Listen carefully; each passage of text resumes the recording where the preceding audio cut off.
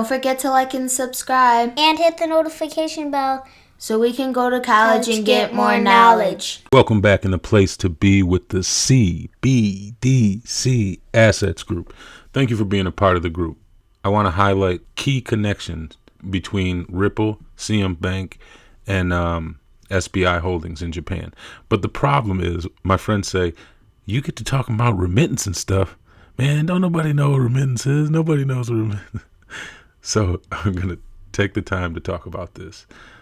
Here's a little video that I showed. This is in one of my videos about Ripple. Check this out. This is CM Bank. My name is Siam-Porn. I work for Siam Commercial Bank as a SVP of Business Platform. Siam Commercial Bank is the first bank in Thailand and the largest bank here in terms of total asset. Previously, when our customer would like to transfer the money to their family and friends abroad, it was very inconvenient. They have to visit our branch. They need to fill in lots of forms. They need to wait probably 3 to 5 days in order for their friends and family to receive the money. And they have no clarity at all whether they already received the money or not. With RippleNet, we can offer a real-time money transfer to those countries. We will have full clarity. Okay, so CM is the largest bank in Thailand. They have the most assets. Just to give you some background of who they are and what remittance is. Remittance is sending money across borders to individuals. So, for example, somebody working in America and sending their money back home to the Philippines or Brazil or Mexico. That's what remittance is. And when we talk about liquidity, all liquidity is a company or a nation having liquid assets, financial means to fulfill financial requirements. And they do that now with accounts that are called Nostro and Vostro. It's basically accounts set up in each country holding other countries' currencies so they can interact and do business. But in order to do that, you have to hold the currency of each nation that you interact with. And they're getting tired of doing that. And it costs them money because, again, you have to have trillions and billions of dollars sitting in an account every day, right? In multiple countries, which adds up to trillions. So this is one way that Ripple saves people money. And this is one reason why I'm a huge believer in Ripple. So just to give you an idea, that's what remittances are. And that's one of Ripple's main focus, sending money across borders.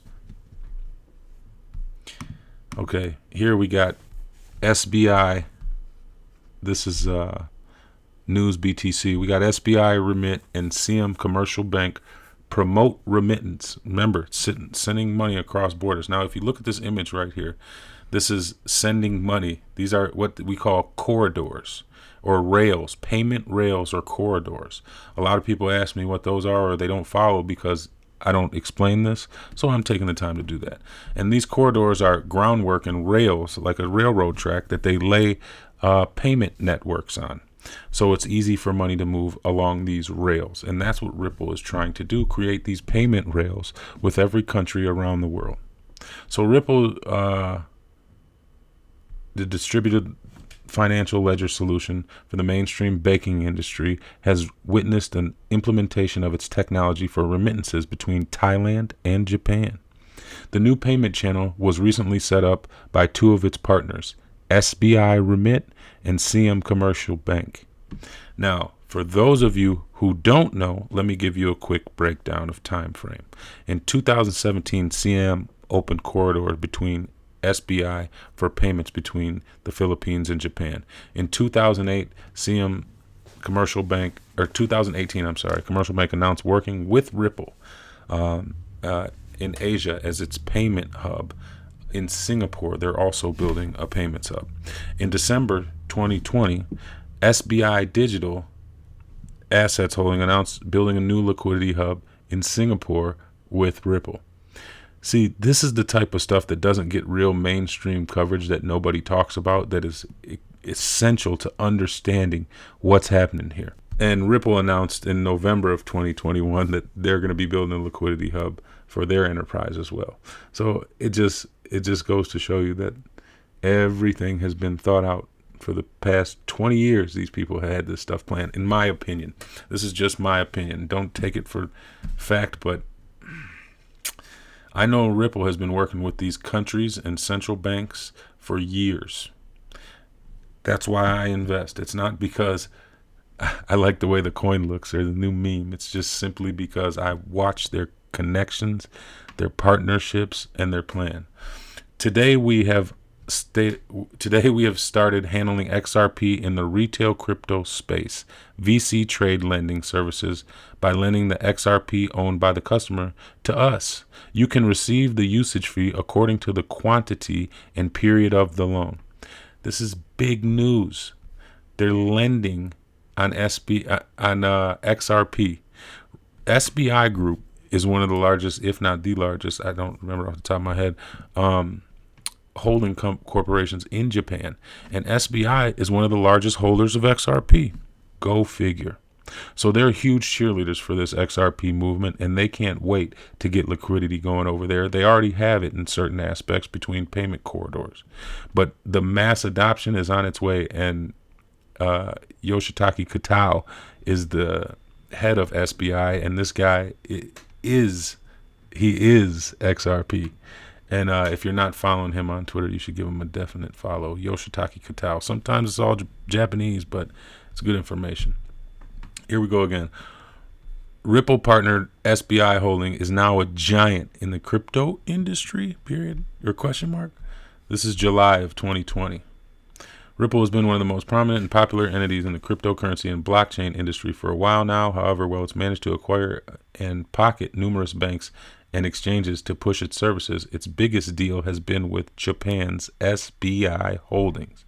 SBI Holding is the largest known shareholder of Ripple, and ever since Ripple joined hands with SBI, its growth in Asia has been exponential. Ripple needs to support of a large financial service provider to integrate its services, especially from a promotional point of view. And I know SBI is giving out promotions all over Japan all the time to accommodate the country with XRP and what their platform is. Very deep stuff. The one that got me back into all this stuff and making this video was this news right here that was just recently released on the 8th. SIX and SBI Digital Assets Holding announced plans for a Singapore-based joint exchange venture to drive institutional digital asset liquidity.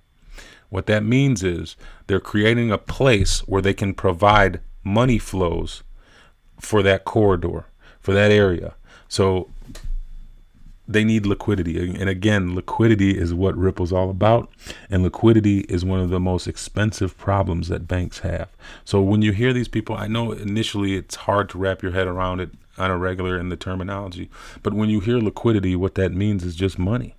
It means that they need to be able to provide instantly the access to money that the banks need, that the countries need. And Ripple has been preparing themselves for years for liquidity. That's what they do. So SIX Digital Exchange, SDX, and SBI Digital Assets Holding, SBI Group, the company today announced that their intentions to work towards a joint venture to drive institutional digital asset liquidity through a Singapore-based digital insurance platform, exchanges, and CSD venues that is set to go live by 2022. Subject to regulatory approvals from the Monetary Authority of Singapore, which seems to be very lax, and a lot of people find regulational clarity there. Just saying. The contemplated joint venture announces SBI and SIX is set to directly target the growing demand for public and private institutional digital assets, including regulated digital asset securities and cryptocurrency assets. The venture will market directly to regulated institutional clients. There's that term again, regulation. So this is why I say, based off the charts and everything, I truly believe XRP will hit the $10, $15 range in the next coming months. But when these institutional investors finally get the regulatory approval they need from America, I think all bets are off, all charts are off. This is a once-in-a-lifetime opportunity with XRP and Ripple, and I can't wait to say I told you so. We're looking at 4 digits, but that's just, I guess, wishful thinking. But truth be told, we will hit 3 digits. Might take a few years, but I have no doubt in the ability of the team over at XRP and the XRPL's potential. And just holding and knowing what I have is very important to me because soon, very soon, we will be the new 1%. Don't forget to like and subscribe And hit the notification bell so we can go to college and get more knowledge.